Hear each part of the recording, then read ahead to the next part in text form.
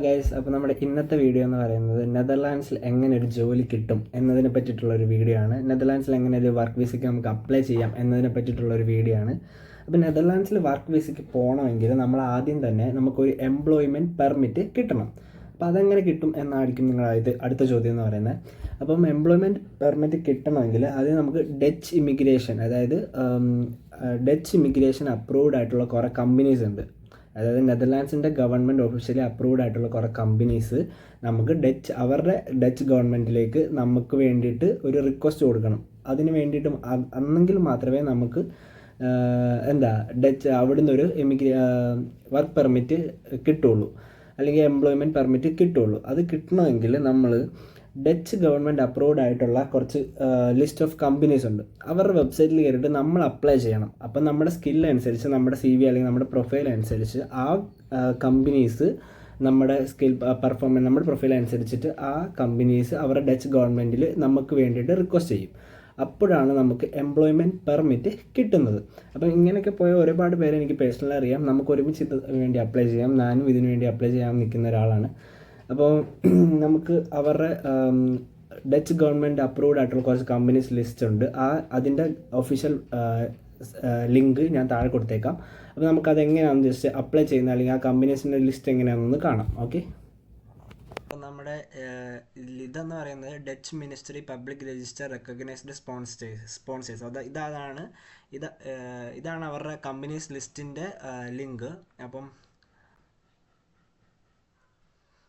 അപ്പം ഇതാണ് അവരുടെ മറ്റേ ഒഫീഷ്യൽ വെബ്സൈറ്റ്. ഇമിഗ്രേഷൻ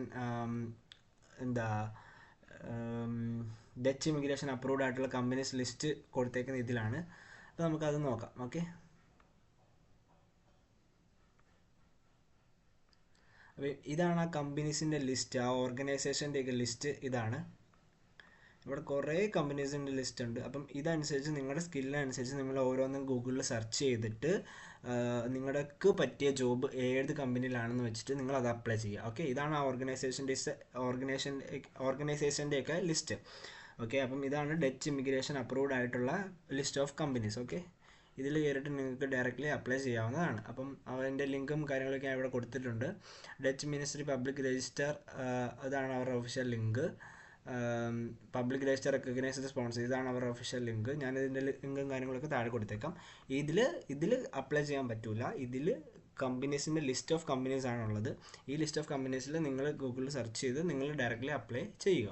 ഇത് എളുപ്പത്തിൽ അങ്ങനെ കിട്ടാൻ വഴിയില്ല. അപ്പോൾ നമുക്ക് കുറച്ച് അപ്ലൈ ചെയ്ത്, ഒരു പ്രാവശ്യം അപ്ലൈ ചെയ്തിട്ട് കിട്ടിയില്ലെന്ന് പറഞ്ഞാൽ ആരും വിഷമിക്കരുത്.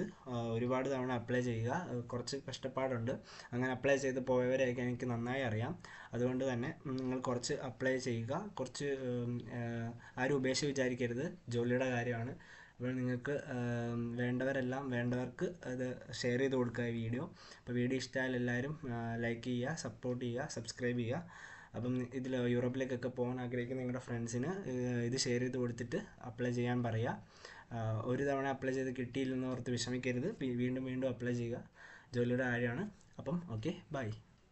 ഇത് മാത്രമല്ല, നിങ്ങളുടെ സ്കില്ലനുസരിച്ച് നിങ്ങൾക്ക് ഡയറക്റ്റ്ലി അപ്ലൈ ചെയ്യാൻ പറ്റുന്ന കുറച്ച് ലിങ്കും കാര്യങ്ങളൊക്കെ ഞാൻ കുറച്ച് ഡിസ്ക്രിപ്ഷൻ ബോക്സിൽ കൊടുത്തേക്കാം. അപ്പോൾ നിങ്ങൾക്ക് അതനുസരിച്ച്, നിങ്ങളുടെ സ്കില്ലനുസരിച്ച് നിങ്ങൾക്ക് നേരിട്ടും അപ്ലൈ ചെയ്യാം. ഓക്കെ.